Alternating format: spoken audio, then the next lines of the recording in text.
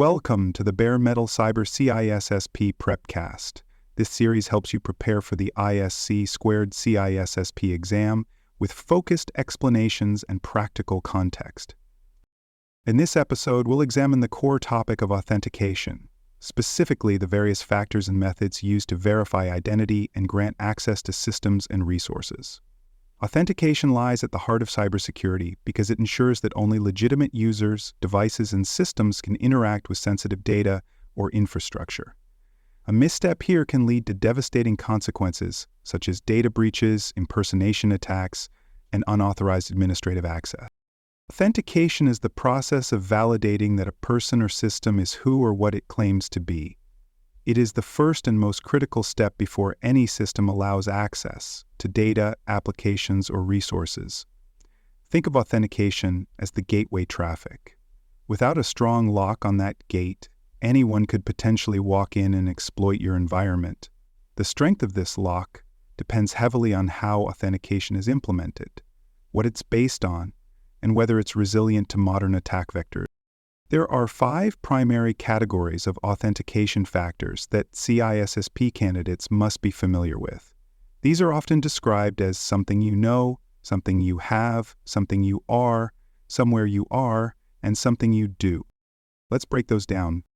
Something you know is the most familiar. This could be a password, passphrase, PIN, or the answer to a security question. This method is the most widely used, but also the most vulnerable. Passwords can be guessed, cracked, or phished. Even complex passwords can fall prey to credential stuffing attacks if the same password is used across different systems. Something you have refers to physical devices or tokens. This includes smart cards, hardware tokens, or even your mobile phone when used for receiving one-time passcodes. The strength of this factor lies in the fact that a physical item must be in the possession of the user. However, it can be lost, stolen, or cloned if not properly secured. Something you are represents biometric authentication. This includes fingerprint, facial recognition, retina scans, and even voice patterns. Biometrics offer strong assurance because they are unique to the individual, but they also introduce privacy concerns and require careful handling. Once a biometric is compromised, you can't replace your fingerprint like you can replace a password. The fourth factor, somewhere you are, relates to your geographic location or IP address. It's often used in combination with other methods to assess the legitimacy of an access request. For example, logging in from a known location may require fewer steps than logging in from a foreign country.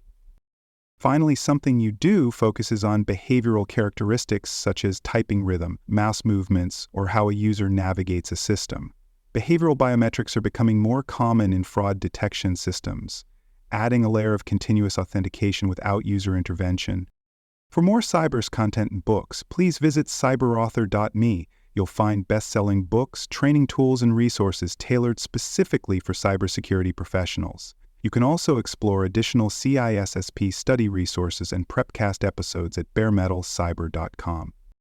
Now let's move into authentication methods. The most basic form is single-factor authentication, where only one method is required, typically a username and password. While easy to implement, this approach is weak by modern standards and highly vulnerable to attacks. Multi-factor authentication, or MFA, strengthens security by requiring 2 or more different factors, for instance, entering a password followed by a code sent to a smartphone. MFA significantly reduces the chances of unauthorized access because an attacker would need to compromise multiple mechanisms simultaneously. Adaptive authentication, also called risk-based authentication, adjusts security requirements based on the context of the access request. For example, if a user logs in from their usual device and location, the system may permit access with a password alone, but if the request comes from a different country or an unknown device, additional verifications such as a biometric scan or OTP might be required.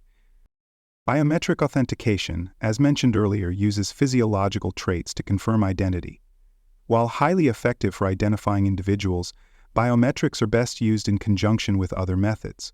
Biometric data must be securely stored and protected, as it can't be changed like a password once it's compromised. Let's take a moment to connect you with more resources. For more information on CISSP certification and other valuable cybersecurity education tools, visit cyberauthor.me. You'll find best-selling books, training guides, and practical resources specifically tailored for cybersecurity professionals pursuing certification and leadership roles.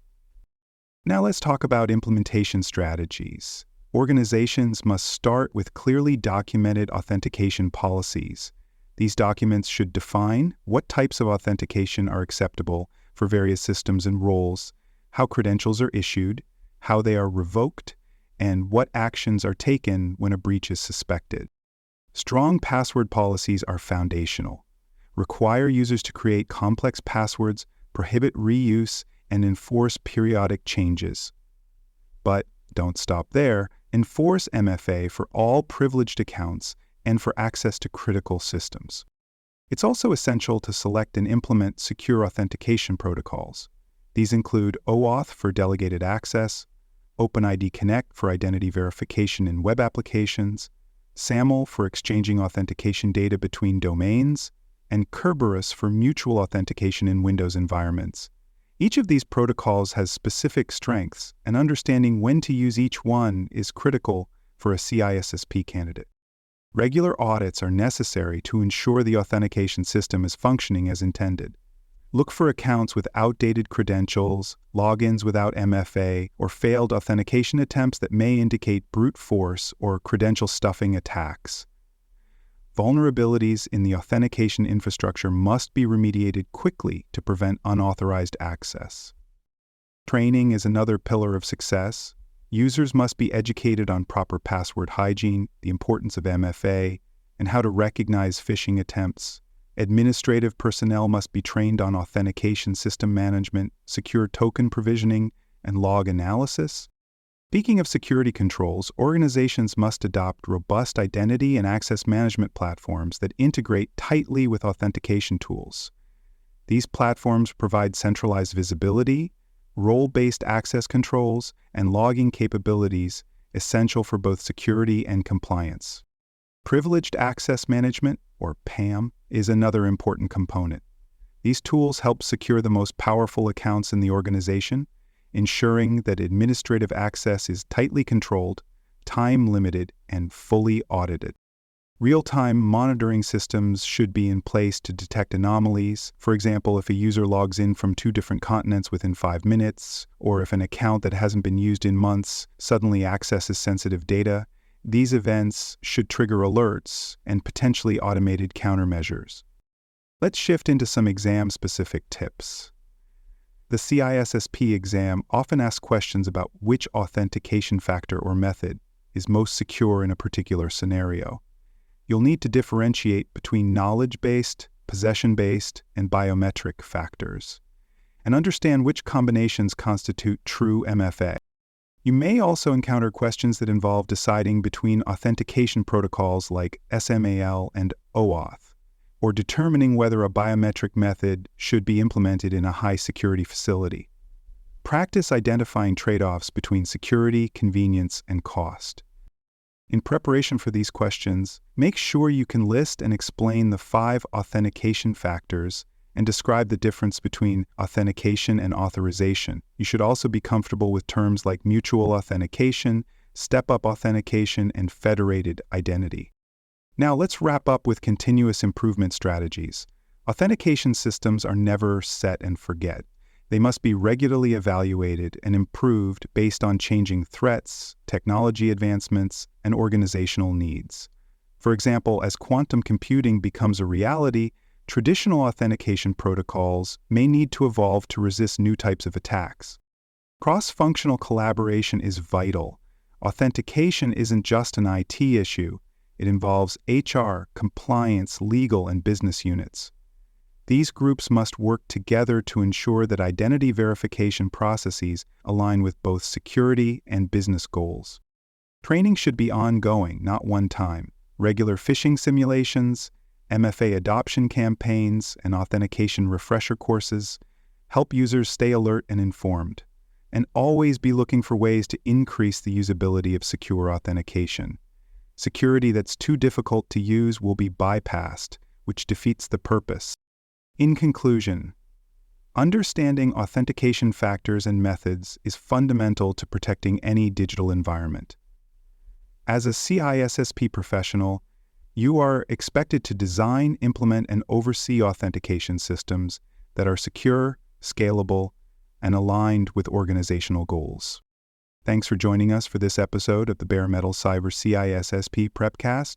For more episodes, tools, and study support, visit us at baremetalcyber.com.